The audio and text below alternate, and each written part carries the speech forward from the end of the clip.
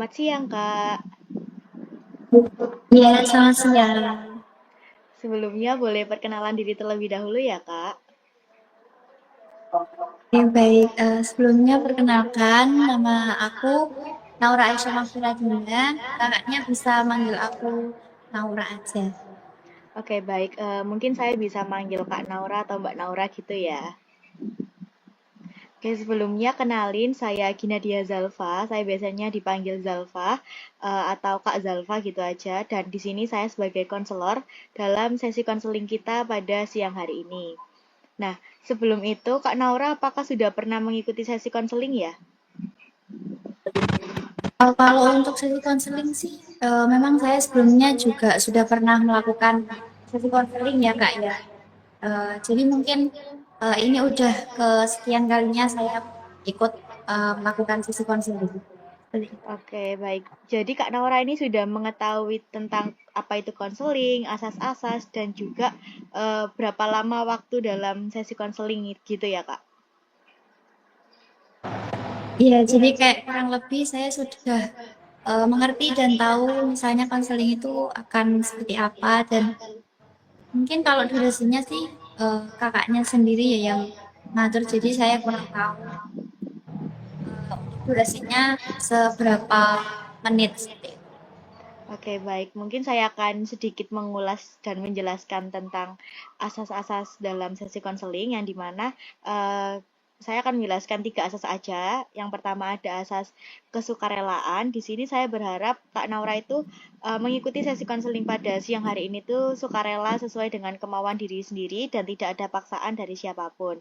Lalu yang kedua ada asas keterbukaan yang dimana saya itu berharap supaya Kak Naura ini bisa terbuka menceritakan apa yang dirasakan Kak Naura selama ini dan dari keterbukaan yang diceritakan Kak Naura itu tadi kita bisa mengetahui inti dari permasalahan yang sedang dialami oleh Kak Naura. Lalu yang ketiga ada asas asas kerahasiaan yang dimana pada asas kerahasiaan ini saya sebagai konselor itu akan menjaga kerahasiaan cerita yang sudah diceritakan oleh Kak Naura selama sesi konseling kita pada siang hari ini. Nah, untuk lama waktu dalam sesi konseling pada siang hari ini itu kita memiliki 30 hingga 45 menit dalam satu sesi konseling. Tetapi jika dirasa dari waktu itu masih kurang, kita bisa menjadwalkan di pertemuan selanjutnya. Dan jika dirasa sebelum waktu itu udah selesai atau udah cukup sesi konselingnya, kita bisa mengakhirinya. Seperti itu Kak Naura. Apakah dari sini ada pertanyaan? Mungkin kurang lebih kalau sampai sini sih menurut bahwa belum ada pertanyaan ya Kak. Cukup paham. Oke, baik Kak Naura. Gimana nih kabarnya Kak Naura pada siang hari ini? Untuk hari ini alhamdulillah kabar saya baik. Oke, Kak Naura ini lagi berkuliah atau ada kesibukan lain gitu Kak?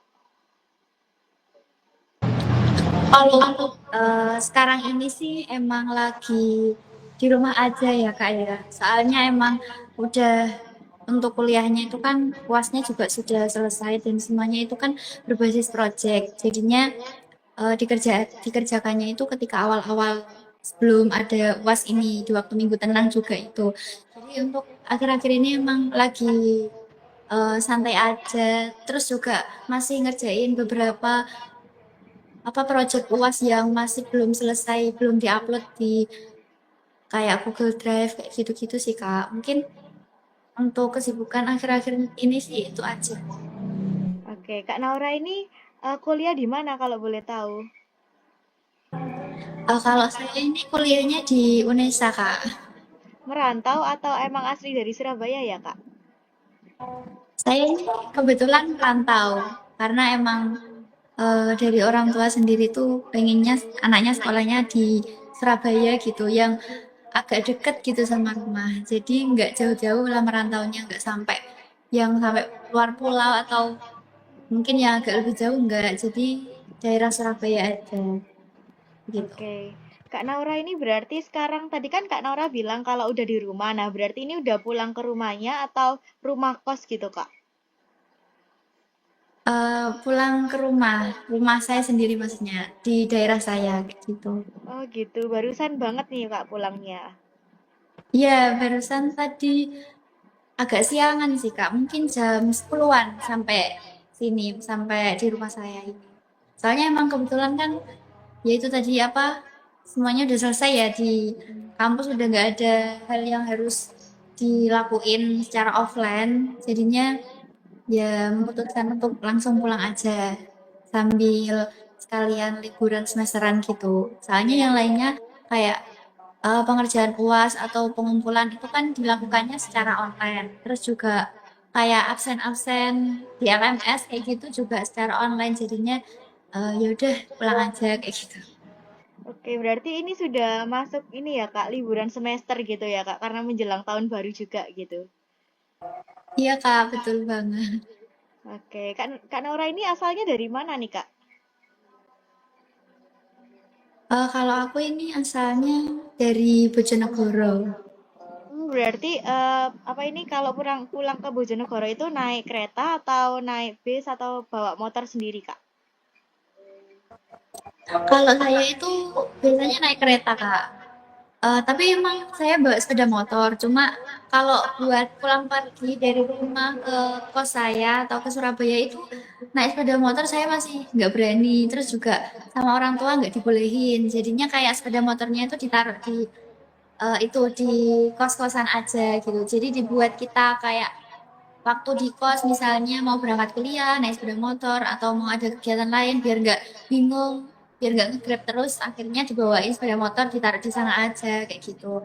Jadi ya untuk kayak pulang terus kalau balik lagi itu saya naik kereta. Kalau naik bis sendiri sih juga nggak pernah sih Kak, soalnya emang mungkin kalau bagi saya sendiri ya, kayak lebih terjaminnya itu naik kereta.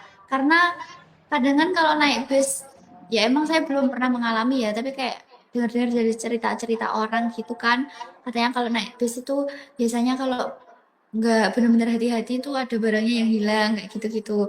Sebenarnya ya sama aja kayak di kereta, cuma eh, saya merasanya lebih terjaminan di kereta aja sih Kak, soalnya emang lebih murah terus juga ya terfasilitasi dengan baik kayak gitu.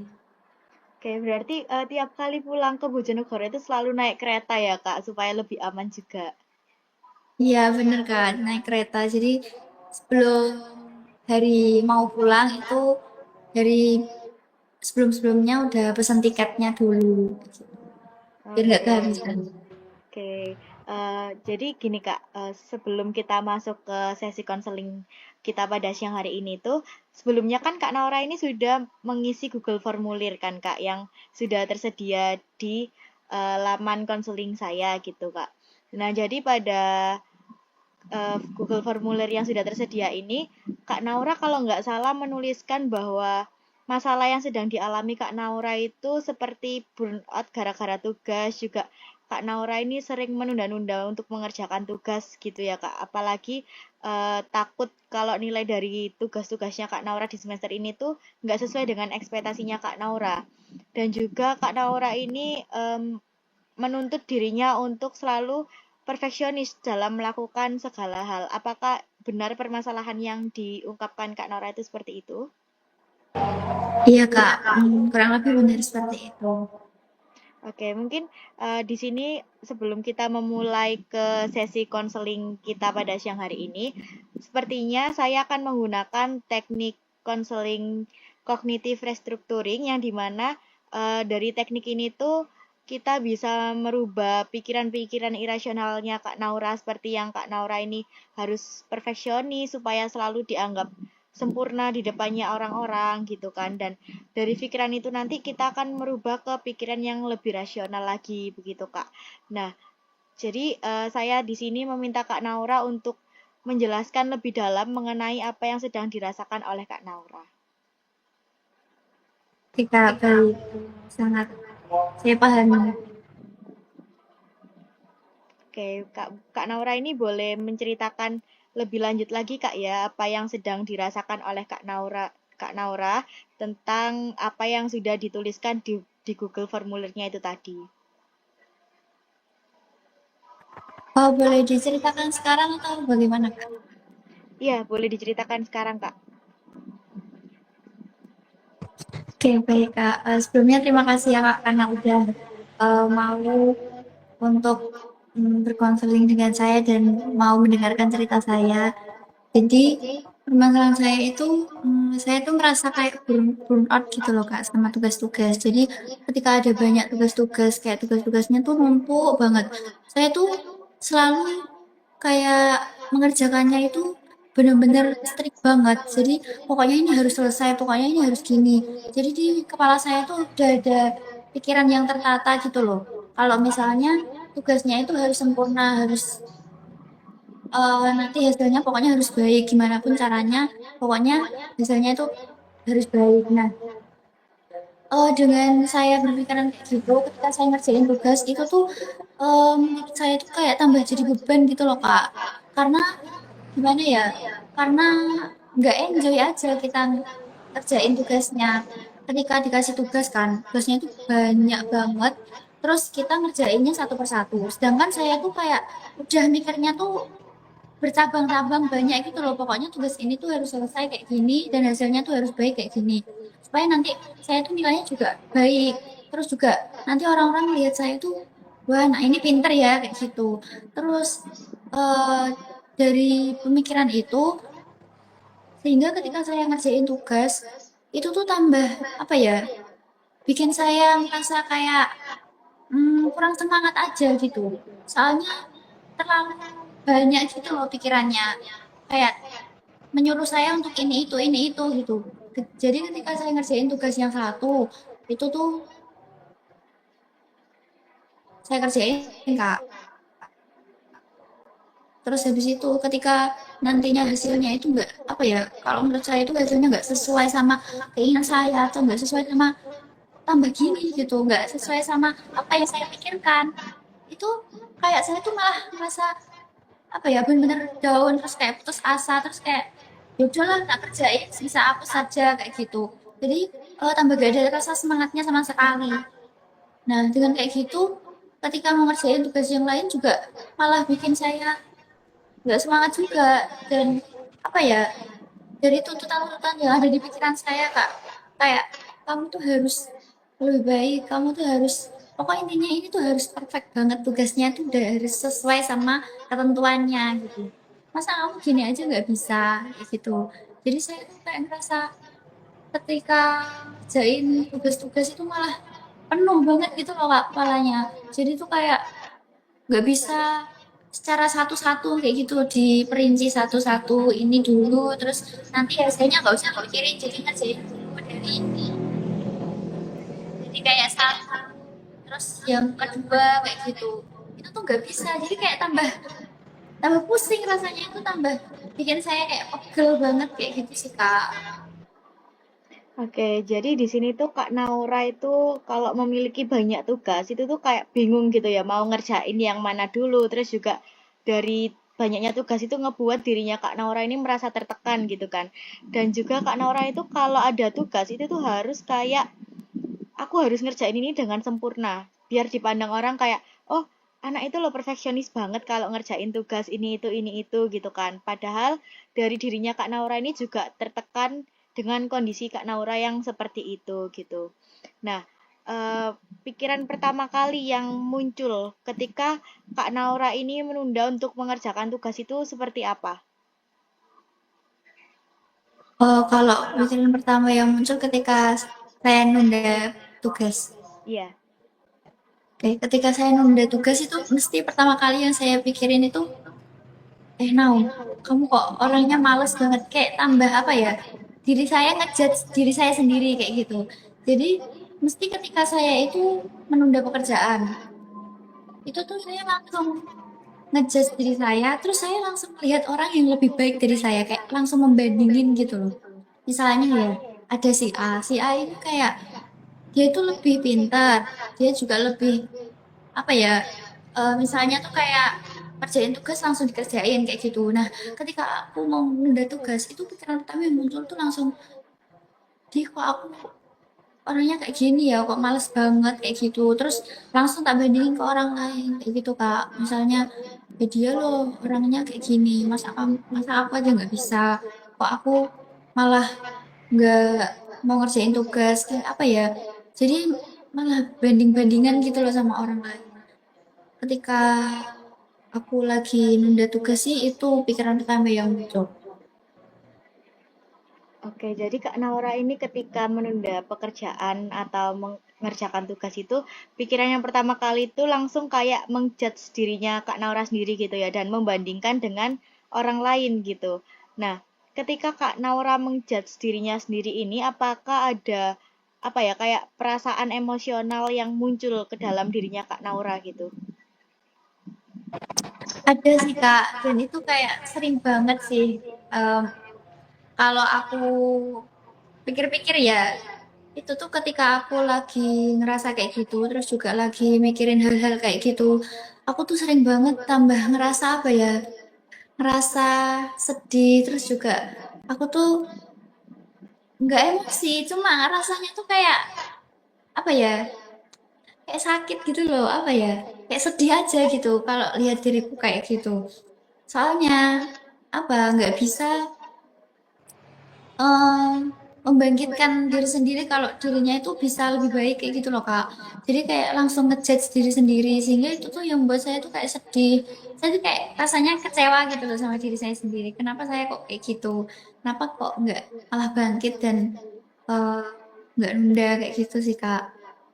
Mungkin perasaan itu sih yang sering banget datang ya. Kalau misalnya entah itu aku lagi nunda tugas atau lagi burnout parah, itu sih yang benar-benar sering datang apa perasaannya. Oke, jadi Kak Naura ini emosional yang dirasain oleh Kak Naura ketika menunda pekerjaan atau tugas itu ngerasa sedih dan kecewa pada dirinya sendiri. Kenapa kok Kak Naura ini bisa seperti ini gitu. Nah, dari perasaan atau rasa emosional yang dirasakan tadi, apakah ada reaksi tubuh yang dirasain oleh Kak Naura? Misal kayak mual atau pusing atau yang lain gitu, Kak. Nah ya Kak, kalau untuk kayak gitu sih, menurut saya ya, itu ada efeknya sih Kak, dampaknya itu ada. Saya tuh pernah ketika itu benar-benar ngerasa kayak burn out banget, banyak banget tanggung jawab dan tuntutan untuk diri saya. Terus juga dari diri saya sendiri juga banyak sekali yang saya inginkan gitu, kayak yang saya tujukan itu banyak banget dan harus kayak mengharuskan gitu loh Kak. Sehingga waktu itu ketika banyak tugas itu tuh saya mikirnya kayak stuck di situ aja gitu loh, di tugas itu aja, dan itu tuh membuat saya tuh susah tidur. Ketika malam itu kadang saya tuh bangun-bangun tuh ngerasa kayak capek banget, saya ngerasa kayak nggak ngerasa tidur dengan tenang kayak gitu. Saya malah ngerasa itu nggak bisa tidur kayak gitu.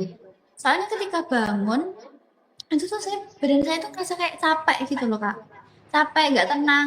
Terus juga apa kadang kala itu ketika emang saya tuh kan tipikal orang yang misalnya kalau kepikiran satu hal itu tuh walaupun itu sepele ya Kak, sepele atau hal besar, itu tuh saya pikirin terus, saya benar-benar mikir. Itu saya tipe orang yang kayak gitu. Jadi ketika ya itu tadi burnout tugas, terus banyaknya tuntutan dari diri saya sendiri juga. Itu tuh malah saya pikir banget sehingga kadang tuh saya ngerasa pusing. Saya tuh ngerasa pusing banget. Saya tuh kayak kadang teman saya tuh sering loh Kak, kayak apa ya, kayak ngingetin saya gitu. Jadi kayak Bena, kamu loh jangan terlalu mikirin kayak gitu. Dibuat enjoy aja, santai aja. Sampai teman-teman saya aja ngerti kayak kalau misalnya saya tuh tipikal orangnya tuh emang benar-benar mikir banget. Jadi ketika ada banyak tugas, terus saya tuh ekspresinya langsung berubah ya, kayak langsung bengong kayak gitu. Itu tuh teman saya langsung nepuk saya, terus yang langsung bilang ke saya kayak gini. Dena, kamu loh jangan terlalu mikirin itu, nanti kamu sakit. Soalnya saya pernah Kak, satu kali itu benar-benar mikirin tugas sehingga saya tuh kayak langsung sakit gitu. Besoknya saya langsung demam kayak gitu. Jadi terlalu mikir banget sih kayak gitu. Jadi Kak Naura ini tipe orang yang benar-benar pemikir gitu ya Kak. Dan tadi juga Kak Naura ini mengatakan bahwa ketika mendapatkan banyak tugas itu, terus Kak Naura itu langsung kayak bengong, terus benar-benar kayak yang dipikir banget gitu. Sedangkan kan kita itu bisa menjalankan itu dengan enjoy gitu kan Kak. Nah dari pikiran-pikiran Kak Naura ini sampai menyebabkan Kak Naura pernah sakit demam juga gara-gara banyaknya tugas yang didapatkan oleh Kak Naura gitu kan. Sebenarnya itu merupakan respon yang sangat manusiawi, Kak. Karena di sini kita bisa melihat bahwa hubungan antara pikiran, perasaan, dan perilaku itu saling berkesinambungan, yang dimana dari pikiran-pikiran perfeksionisnya Kak Naura ini tadi itu memunculkan kecemasan dan kayak menekankan kepada dirinya Kak Naura gitu. Lalu perilakunya itu membuat Kak Naura lebih suka atau lebih sering untuk menunda-nunda pekerjaan begitu ya Kak. Nah, dari semua yang sudah diceritakan Kak Naura ini tadi tentang apa yang dirasakan oleh Kak Naura. Nah, kalau boleh tahu, apakah ada tuntutan eksternal atau dari tuntutan dari keluarga yang menyebabkan Kak Naura ini ingin terlihat sempurna di depan orang lain? Apakah ada Kak? Jika ada, boleh diceritakan juga ya Kak. Kalau ini sih, kalau secara apa ya? Kalau secara jelasnya atau secara realnya itu sebenarnya dari sisi keluarga sendiri sih nggak ada sih Kak. Kayak mereka itu fleksibel aja. Jadi kayak tergantung diri saya. Yang penting saya itu mau apa ya kayak mau berusaha untuk selalu belajar untuk lebih baik lah intinya kayak gitu. Dan mereka juga selalu mendukung saya untuk pendidikan ini sih benar-benar mendukung dan selalu menyemangati saya Kak. Itu tuh salah satu apa ya salah satu hal yang membuat saya itu sangat-sangat bersyukur Kak. Soalnya gimana pun keadaan saya, gimana saya tuh ngerasa kayak benar-benar capek, saya lelah, terus juga sama tugas-tugas itu kayak udah benar-benar susah untuk ngerjain gitu loh Kak. Tapi mereka itu selalu menyemangati saya dan selalu memberikan hal-hal yang positif untuk saya sehingga itu membuat saya kadang bisa lebih semangat lagi. Cuman kalau dari diri saya sendiri itu ada misalnya ya dari diri saya terhadap eh, faktor yang eksternal. Misalnya tuh kayak gini. Kalau dari orang tua saya kan nggak ada tentang sama sekali. Cuman kalau dari diri saya karena emang eh, sebagai seorang anak kan ingin apa ya memberikan yang terbaik lah intinya ya untuk orang tuanya.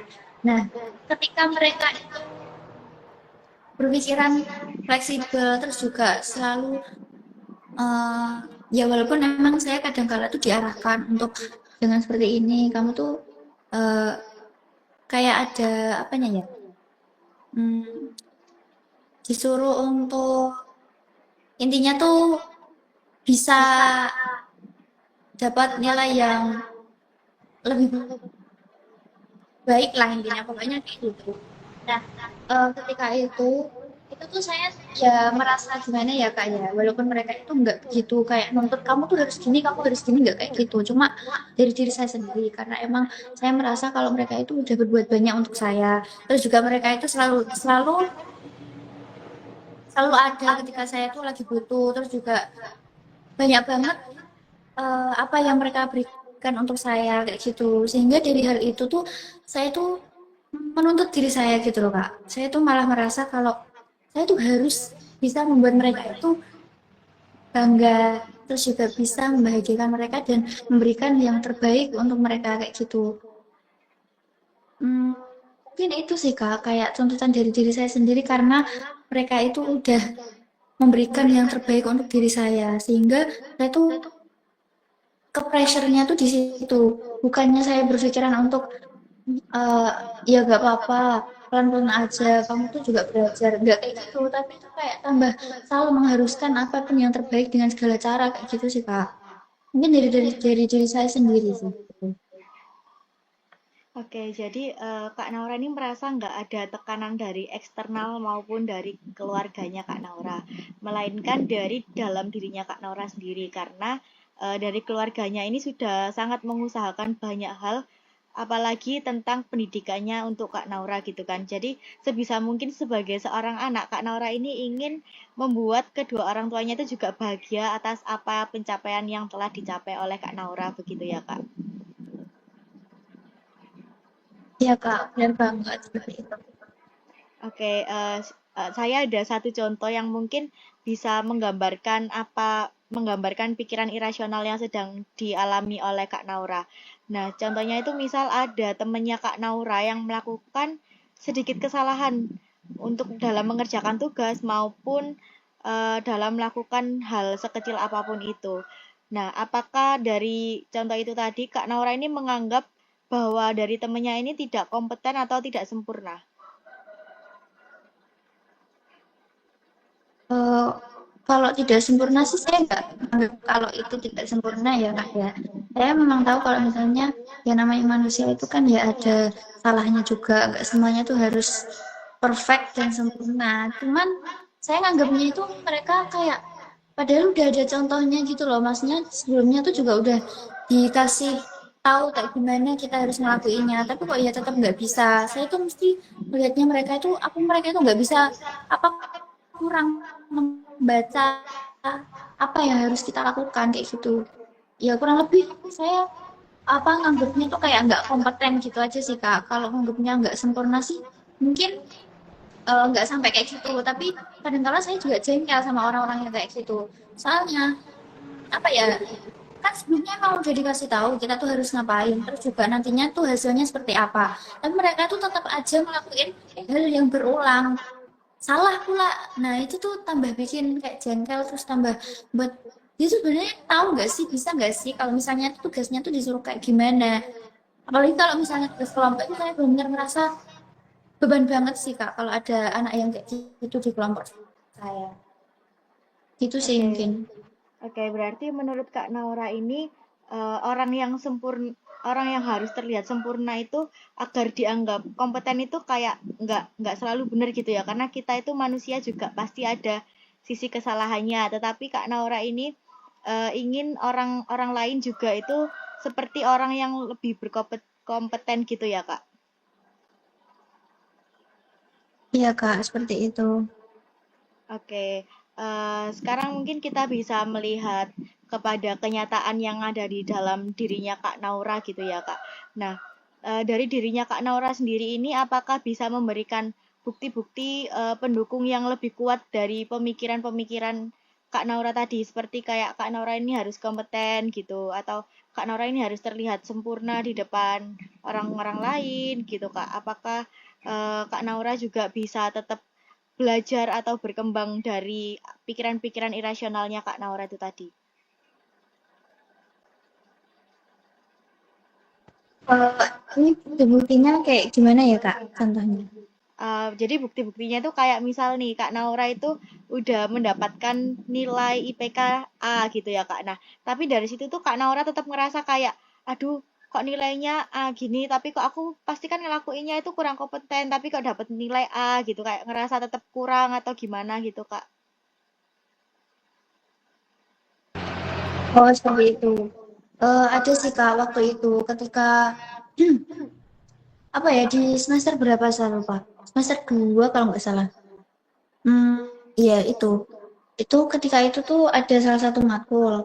Nah, saya tuh udah berusaha gitu loh Kak, berusaha semaksimal mungkin gimana caranya supaya matkul itu mendapat hasil yang baik dan ya kayak sempurna kayak gitulah intinya tuh. Tapi ya emang sih menurut saya tuh hasilnya tuh udah baik ya, udah apa ya, udah sesuai dengan kayak apa yang saya inginkan gitu. Cuman saya tuh ngerasanya agak ketika itu dapatnya amin kalau nggak salah. Nah, ketika itu tuh saya tapi masih mikir kalau misalnya dalam proses pembelajaran di saat itu tuh saya masih kurang baik gitu loh Kak. Jadi kayak masih kurang kompeten. Walaupun hasilnya itu udah sempurna, tapi kadang-kala saya juga mikirnya kayak, tapi loh, aku di waktu ngerjain itu tuh kayaknya kurang ini enggak sih, kurang ini enggak sih, gitu. Kadang-kala tuh masih mikir kayak gitu, kurang ini, kurang itu, enggak kayak gini, enggak kayak gitu. Ya walaupun hasilnya tuh eh, memuaskan bagi saya, cuma ya ada hal-hal kayak gitu sih, Kak. Mungkin itu sih. Oke, jadi Kak Naura ini sudah memberikan bukti pendukung yang cukup kuat dari pikiran-pikiran irasionalnya Kak Naura itu tadi. Nah, di sini Kak Naura itu mengatakan kalau dulu di semester awal kuliah itu Kak Naura sempat mendapatkan nilai IPK amin, tetapi Kak Naura itu ngerasa kayak kok nilaiku amin gitu, padahal Kak Naura udah melakukan yang sebisanya gitu ya Kak. Nah, apakah dari itu ada pengalaman lain gitu Kak yang serupa gitu? Ada sih Kak ini. Ya di waktu semester itu juga sih.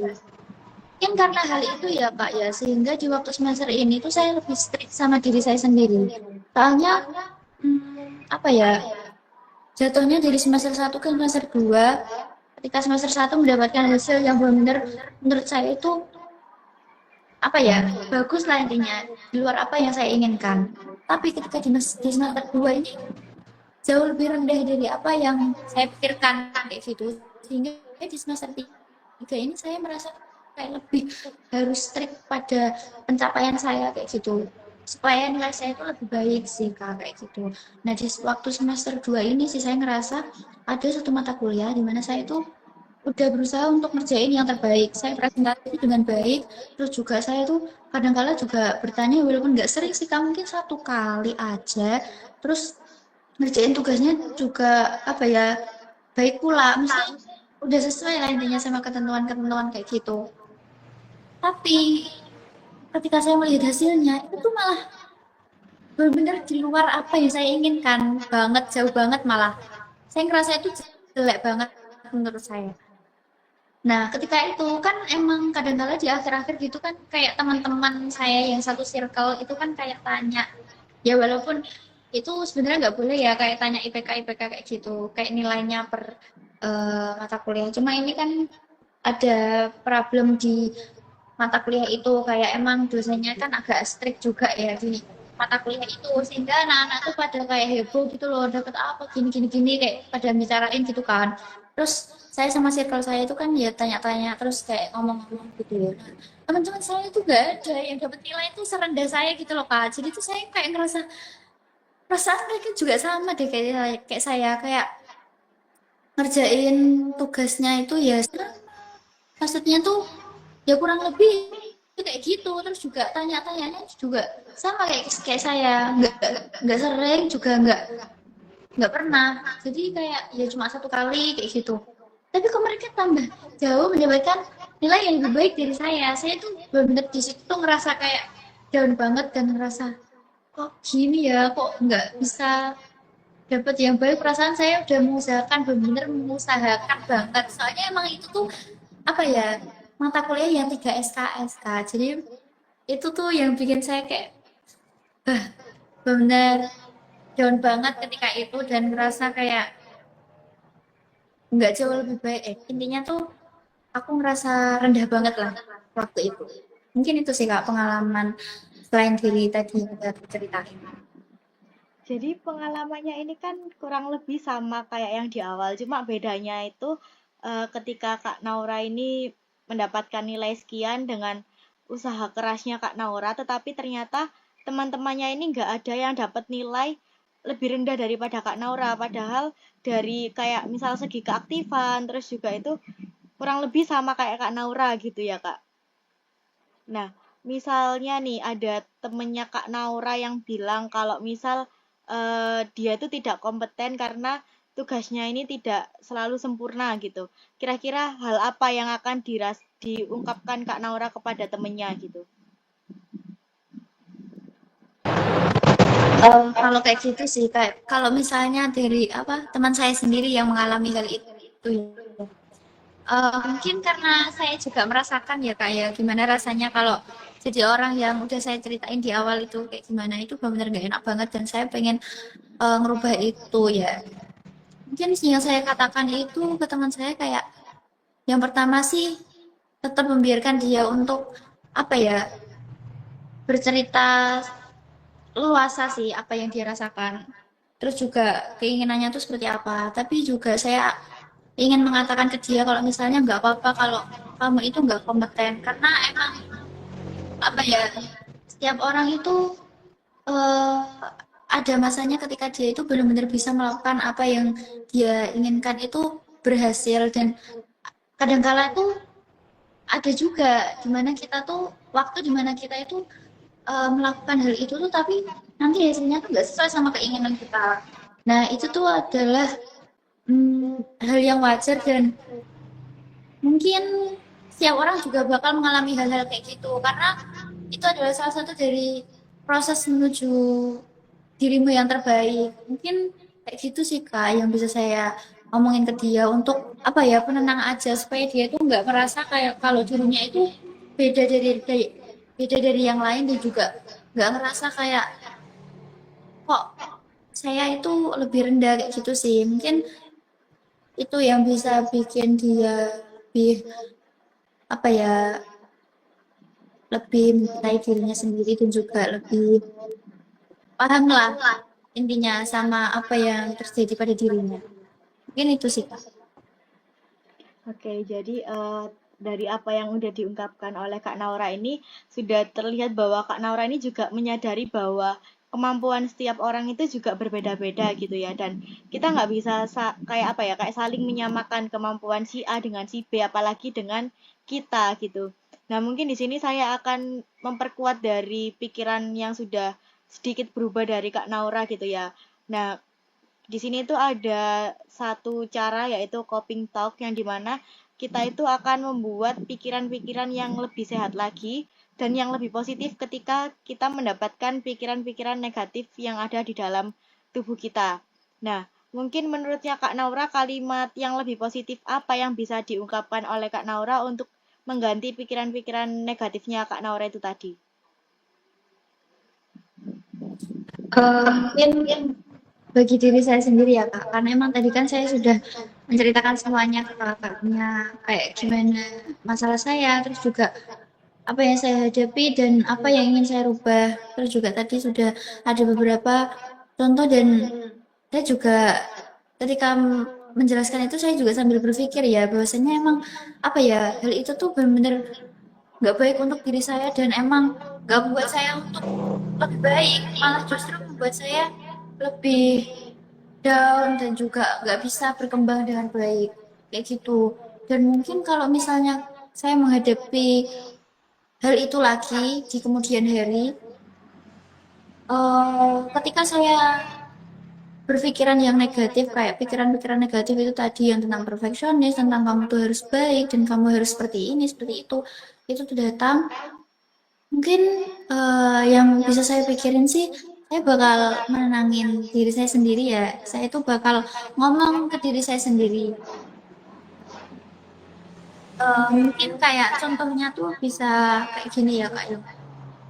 Nggak apa-apa kamu eh, dapat nilai yang biasa-biasa aja. Yang penting usahamu itu udah bener-bener usaha keras banget gitu loh. Dan kamu itu mm, udah memberikan yang terbaik, kamu udah berusaha sehingga apapun hasilnya tuh kamu juga harus terima. Kamu itu udah hebat melalui banyak hal yang mungkin eh, bagi beberapa orang atau sebagian orang itu kalau melewatinya tuh kadangkala kesulitan, tapi kamu bisa melewati dan bisa sampai di titik ini dan kamu juga sebelumnya udah pernah melalui hal ini kan. Mungkin itu yang bisa saya apa ya bisa saya masukkan ke pikiran-pikiran yang negatif itu tadi biar saya tuh lebih mm, lebih berani untuk berubah sih Kak kayak gitu. Oke, Kak Naura, kalimat yang udah diucapkan oleh Kak Naura tadi itu sangat bagus gitu ya, Kak, karena bisa membangkitkan semangatnya Kak Naura buat kedepannya gitu. Dan juga Kak Naura di kalimat yang diucapkan tadi itu juga ada unsur penerimaan diri yang dimana ketika Kak Naura mendapatkan nilai yang mungkin belum sesuai ekspektasi atau nilai yang mungkin masih kayak di bawah apa yang sudah dicapai sebelumnya, itu Kak Naura kayak nggak apa-apa, yang penting kita udah berusaha. Kamu juga udah pernah ada di posisi ini, tapi kamu juga bisa melewati di fase itu gitu ya Kak. Nah, gimana perasaannya Kak Naura setelah mengucapkan kalimat tersebut?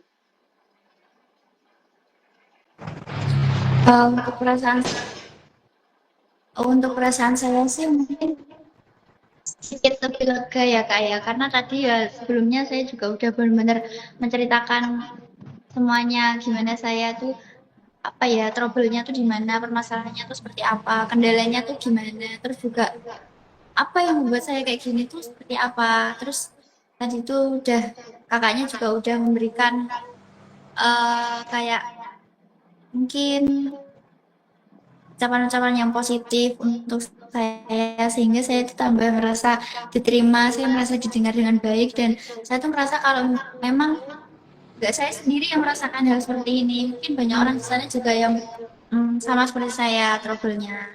Dan ketika saya itu mengganti pikiran saya yang negatif itu tadi dengan apa yang udah saya omongin barusan, yang pikiran positif itu, saya merasa jauh lebih apa ya, jauh lebih lega dan jauh lebih bijaksana dalam ini sih, dalam memikirkan suatu hal. Karena nggak semuanya itu tentang kamu harus bisa. Jadi kayak bisa memikirkan hal-hal lain, hal-hal kecil yang bisa kamu hargai itu tuh adalah suatu hal yang hmm, menurut saya bisa membangkitkan semangat saya dan juga nantinya bisa saya gunakan untuk ketika apa ya, ketika menghadapi kesulitan. Ini semua kan juga proses. Jadi dengan hal-hal kecil itu ya bisa saya gunakan untuk kedepannya jauh membuat saya jauh lebih baik. Mungkin itu sih Kak, saya jadi perasaannya jauh lebih lega, jauh lebih merasa paham tentang diri saya bahwasanya itu memang nggak baik pikiran negatifnya dan saya menemukan pikiran positif yang tadi udah saya sampaikan di mana nantinya akan saya ganti ketika kejadian itu datang lagi kepada saya. Baik, di sini Kak Naura itu sudah lebih lagi untuk menyadari pikiran-pikiran yang lebih positif gitu dan lebih untuk menerima diri dan mengetahui kalau potensi dirinya Kak Naura itu gimana-gimana dan juga problem yang dihadapi oleh Kak Naura itu gimana gitu dan akhirnya Kak Naura ini juga bisa merubah dari pikiran yang awalnya irasional tadi ke pikiran yang lebih rasional. Mungkin apakah kalimat ini sudah memang menggambarkan tentang kondisinya Kak Naura setelah kita sesi konseling hari ini? Mungkin sudah cukup menggambarkan ya Kak ya, karena setelah saya melakukan konseling dengan kakaknya tadi, terus juga saya mengatakan atau menceritakan apa permasalahan saya, terus juga dari kakaknya juga membantu saya dalam memahami dan juga memberitahu bahwasanya pikiran itu tuh memang nggak baik untuk saya. Terus saya merasa setelah melakukan itu ya ada dampak dan juga manfaatnya bagi diri saya.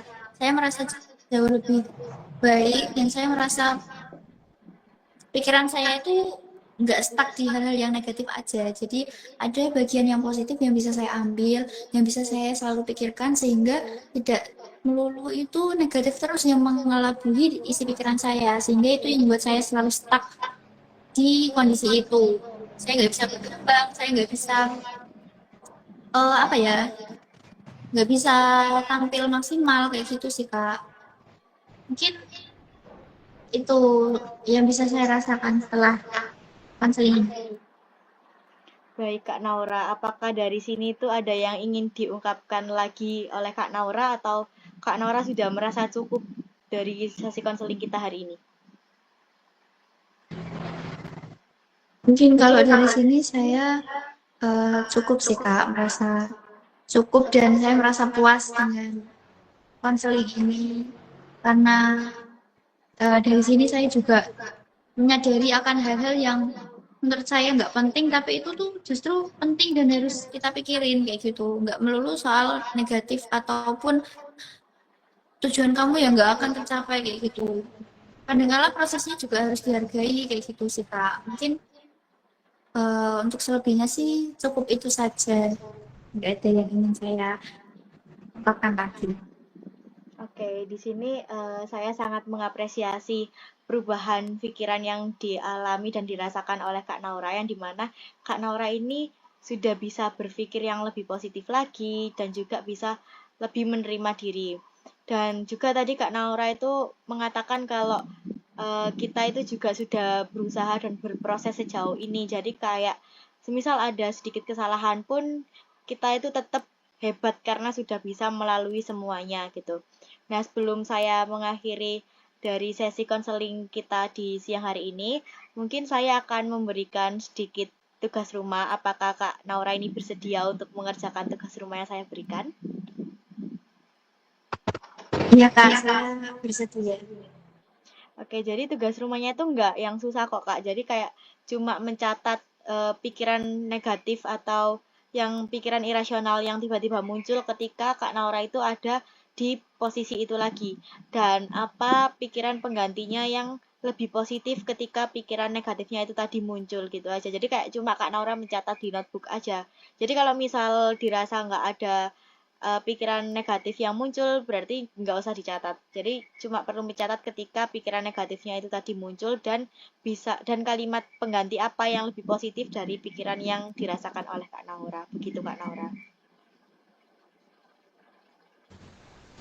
Baik Kak, saya dapat memahaminya. Mungkin setelah saya konseling ini dan keesokan atau mungkin beberapa hari kemudian saya mendapati hal yang serupa, adanya pikiran negatif yang mengalami saya, mungkin saya bisa mencatat situasinya dan eh, beberapa pikiran positif yang saya dapat lakukan saat itu apa saja yang membantu saya.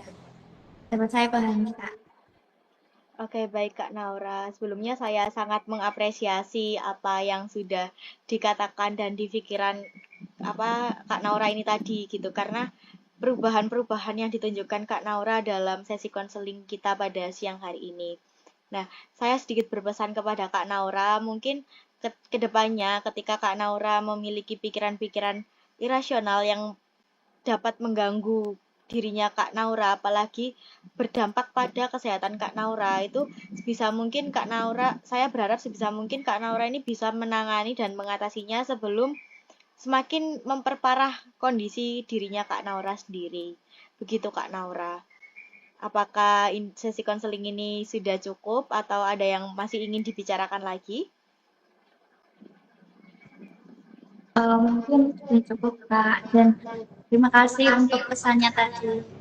Akan saya ingat terus sampai ke depannya, Kak. Insya Allah, saya juga akan berusaha untuk menjadi lebih baik tentunya.